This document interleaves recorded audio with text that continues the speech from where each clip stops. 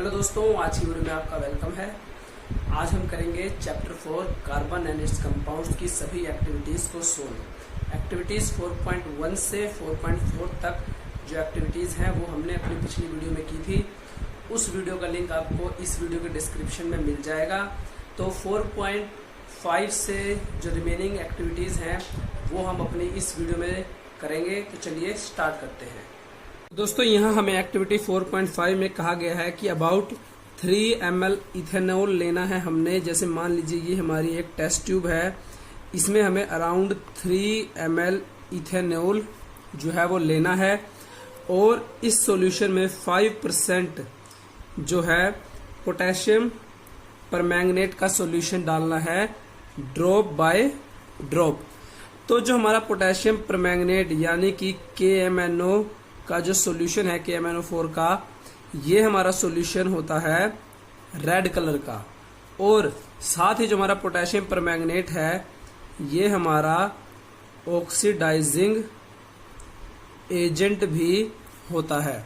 तो oxidising agent होने का मतलब है कि जब हमारा पोटेशियम परमैंगनेट अल्कोहल्स के साथ रिएक्ट करता है तो ये उन्हें क्या करता है, ऑक्सीडाइज कर देता है, राइट।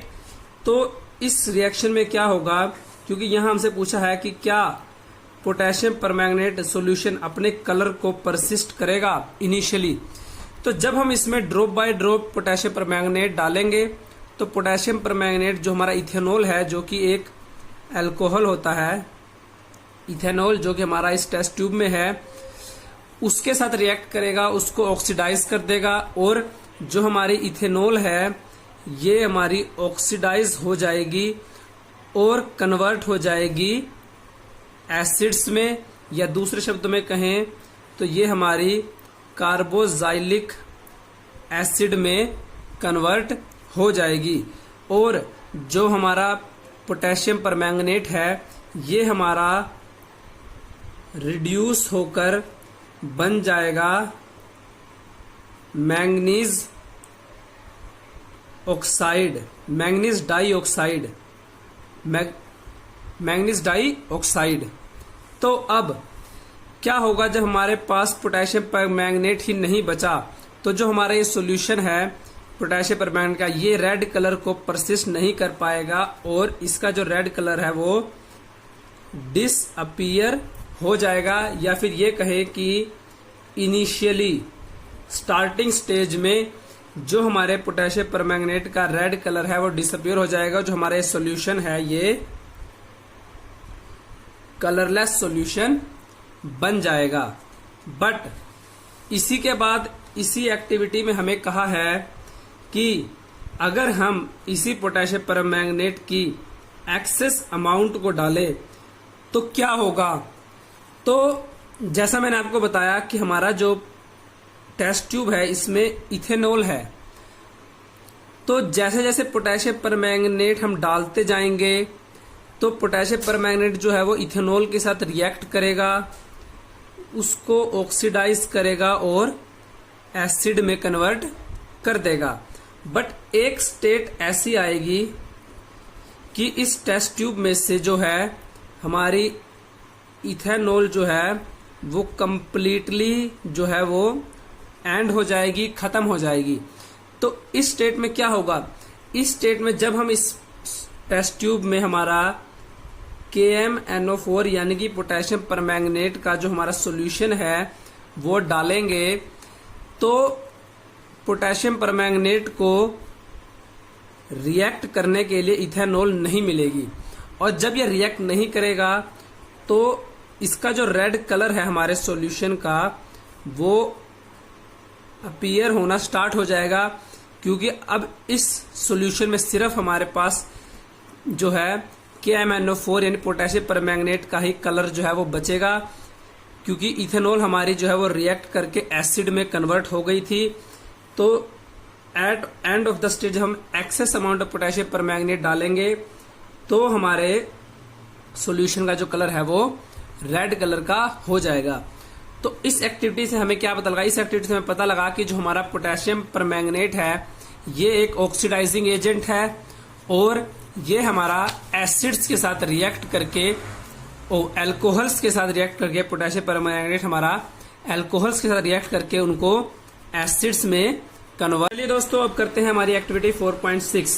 4.6 में हमें कहा गया है कि जो है एक स्मॉल पीस ऑफ सोडियम लेना है, एक राइस के ग्रेन के साइज का, और ऐसे ही कुछ राइस के ग्रेन के साइज के सोडियम को हमें इथेनॉल में डालना है।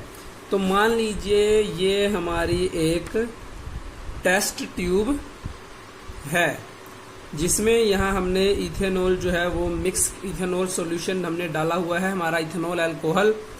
और अगर हम इसमें कुछ जो है हमारे सोडियम की जो है स्मॉल पीसेस को डालें तो क्या होगा। तो जो हमारा सोडियम है, हमने पहले भी किया था कि ये हमारा सोडियम काफी जो है रिएक्टिव मेटल होता है।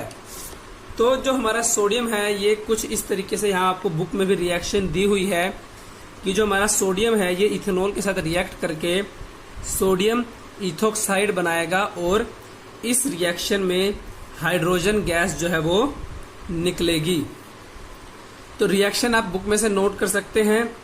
तो उसके बाद यहाँ पूछा है कि how will you test the gas इवोल्व्ड।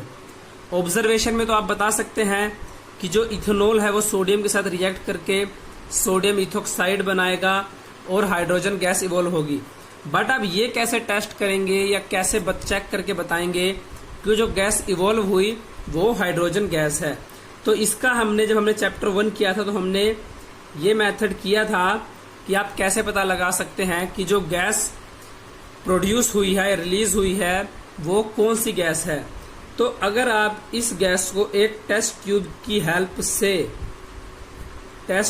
Help से फ्लेम या बर्निंग कैंडल के पास लेकर जाएंगे, अगर आप इस गैस को फ्लेम या फिर बर्निंग कैंडल के पास लेके जाएंगे तो जो हमारी गैस है ये पॉप साउंड के साथ बर्न होना स्टार्ट हो जाएगी, जलना स्टार्ट हो जाएगी, जो कि हमारा इंडिकेट करेगा कि जो गैस इवॉल्व हुई या रिलीज हुई है इन दिस रिएक्शन वो हमारी हाइड्रोजन गैस। तो चलिए अब करते हैं हमारी एक्टिविटी 4.7। 4.7 में हमें कहा गया है कि डाइल्यूट एसिटिक एसिड और डाइल्यूट हाइड्रोक्लोरिक एसिड की जो है पीएच है उसको कंपेयर करो लिटमस पेपर और यूनिवर्सल इंडिकेटर की हेल्प से।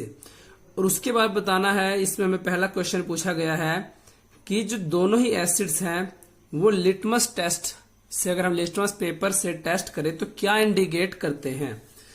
तो जो हमारा एसिटिक एसिड होता है ये हमारा होता है वीक एसिड।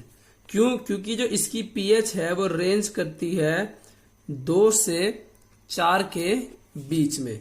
दूसरी तरफ जो हमारा हाइड्रोक्लोरिक एसिड है ये हमारा स्ट्रोंग एसिड होता है और इसकी पीएच जो है वो होती है 1, राइट।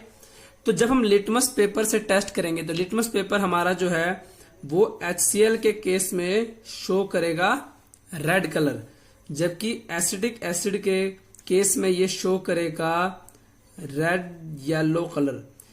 यानी कि ये कंप्लीटली रेड कलर नहीं शो करेगा, कुछ येलोइश या ऑरेंज जो है उस तरीके का मिक्स कलर शो करेगा, जिससे हमें पता लगेगा कि जो हमारा HCl है ये हमारा स्ट्रोंग एसिड है और एसिटिक एसिड जो है ये हमारा वीक एसिड है।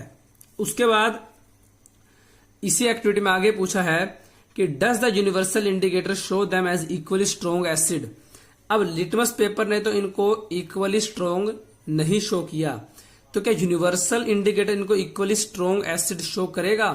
नहीं, क्योंकि जो हमारा यूनिवर्सल इंडिकेटर होता है तो यूनिवर्सल इंडिकेटर हमारा कई पीएच इंडिकेटर्स का एक मिक्सचर होता है और जो हमारा यूनिवर्सल इंडिकेटर है ये शार्प कलर शो करता है, यानी कि ये लिटमस पेपर से भी ज्यादा शार्पली और एक्यूरेट जो है वो रिजल्ट शो करता है एसिड और बेसिस के केसेस में।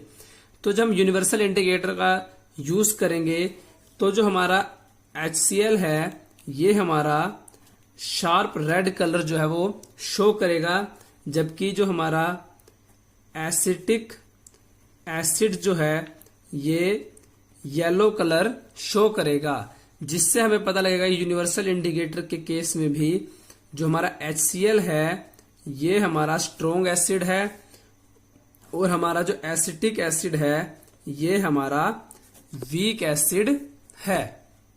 चलिए करते हैं एक्टिविटी 4.8।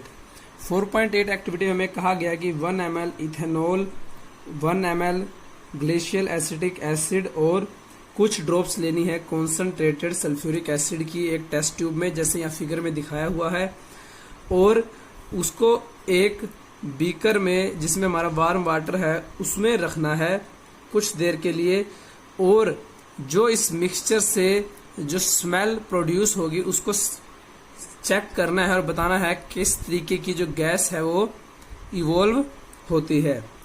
तो कुछ इस तरीके की रिएक्शन जैसे आपको यहाँ नीचे दिया हुआ है कि जब एसिड और अल्कोहल्स आपस में रिएक्ट करते हैं तो ईस्टर्स फॉर्म होते हैं।